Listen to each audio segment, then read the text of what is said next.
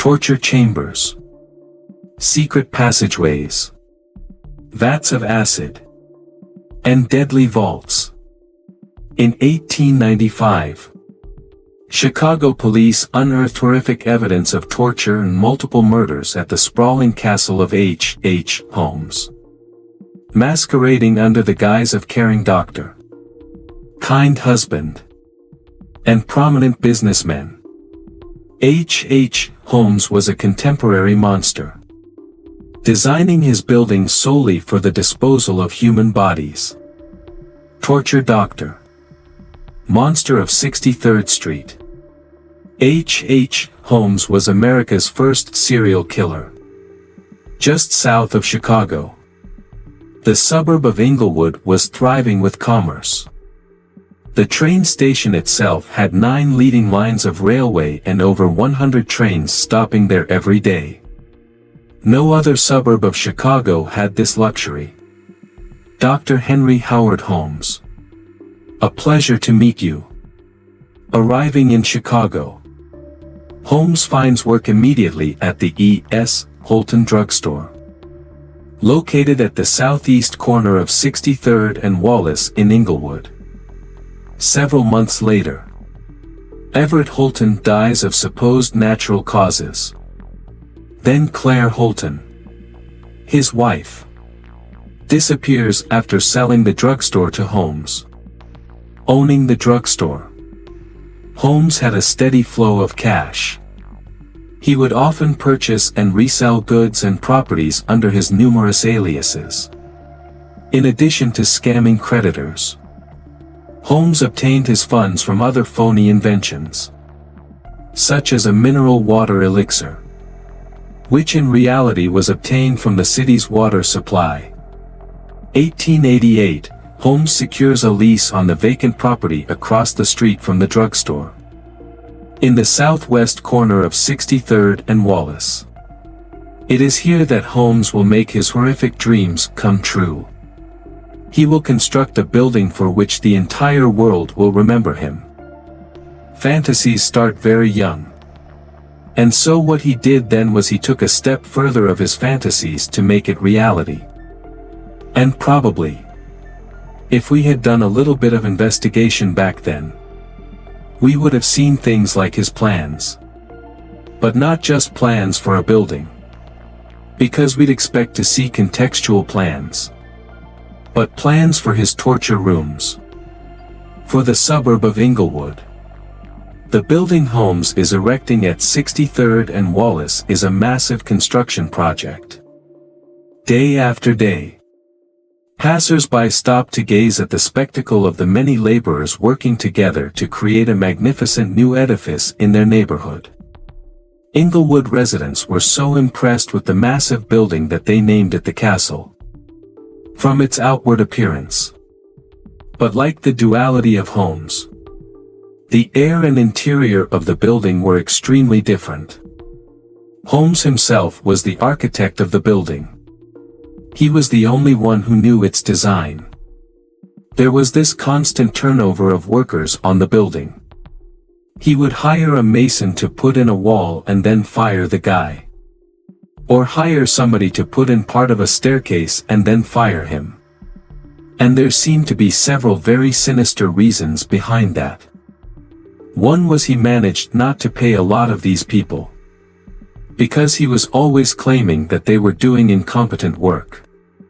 But the other, much more insidious reason was that no one except him really had a clear idea of what the structure of the interior of the house was. He had a huge bank vault installed in one of the rooms. And the way he did it was he put the vault in first while the building was under construction, and then built the room around it. And he bought this thing on credit and then refused to pay for it. The bank company said they were going to repossess the vault. Holmes said, "Well, you know, come on in and do it. But if you damage my building in any way, I'm going to sue you for everything you're worth." The bottom floor of the castle housed a pharmacy, jewelry store, barbershop, restaurant and a blacksmith shop. Behind this innocent facade was a Gothic house of horrors, designed by the mind of a monster. The third floor seemed innocent enough, containing rented rooms, legitimate offices, and Holmes' own bedroom. But it was the second floor that contained 35 rooms, many specifically for Holmes. 35 rooms, many specifically designed as killing chambers, disorienting unsuspecting victims. The labyrinthian construction contained numerous staircases and doorways that led nowhere. For a quick method of hiding a victim's body, a concealed, greased chute and trapdoor led directly into the basement of the castle. This was the only way to get out of the labyrinth. The only way to get out of the labyrinth was to hide in the basement of the castle. The only way to get out of the labyrinth was to hide in the basement of the castle. A concealed, greased chute and trapdoor led directly into the basement of the castle. The basement held the most terrifying rooms, resembling a medieval torture dungeon. Acid vats, quicklime pits, and a crematorium disguised as a glass-bending furnace were Holmes' favorite methods of immediate body detection. Acid vats, quicklime pits, and a crematorium disguised as a glass-bending furnace were Holmes' favorite methods of immediate body disposal. The labyrinth after cleaning and mounting their bones.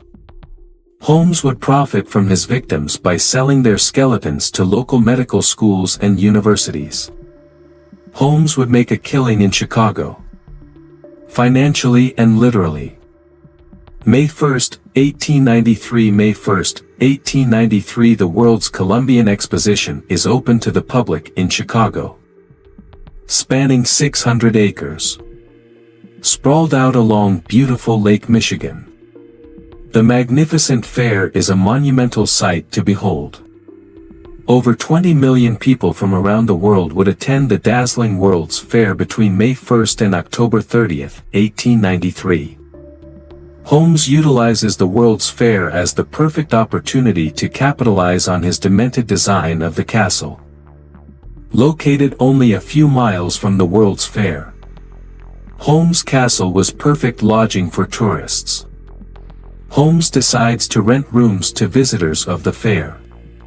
He entirely renovates the upper floors of the castle, bringing in the most modern furnishings and luxuries, all purchased on credit, which Holmes had no intention of repaying.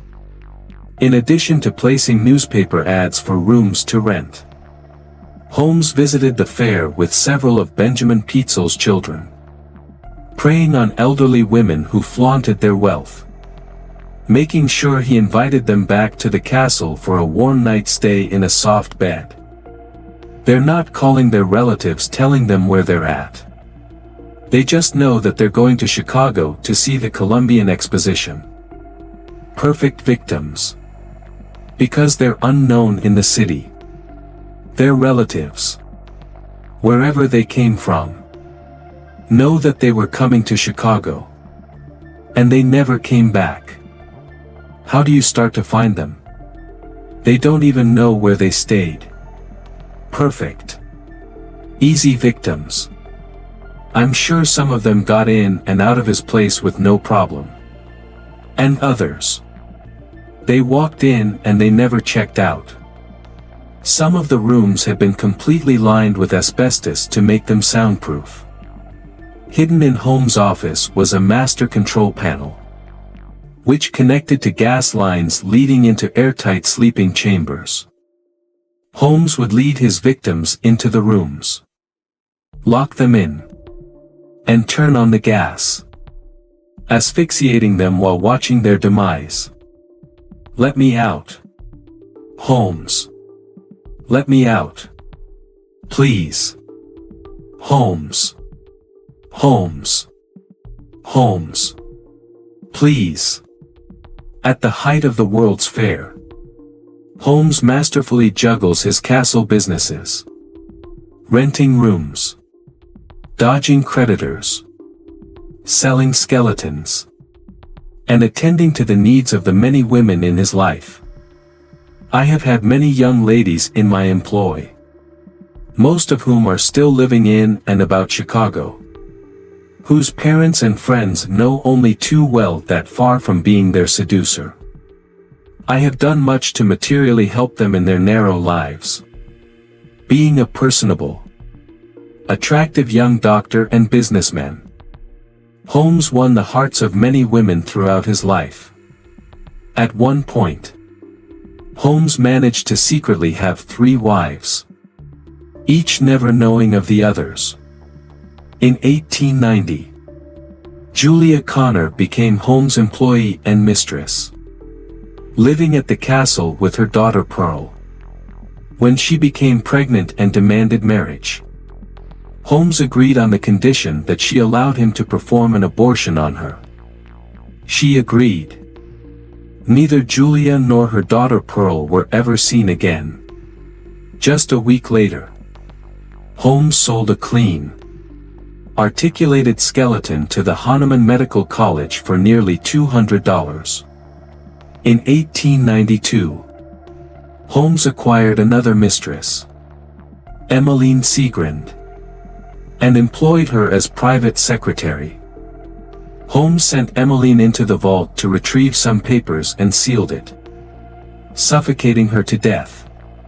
Several weeks later, the University of Chicago acquired a female skeleton from Dr. Holmes.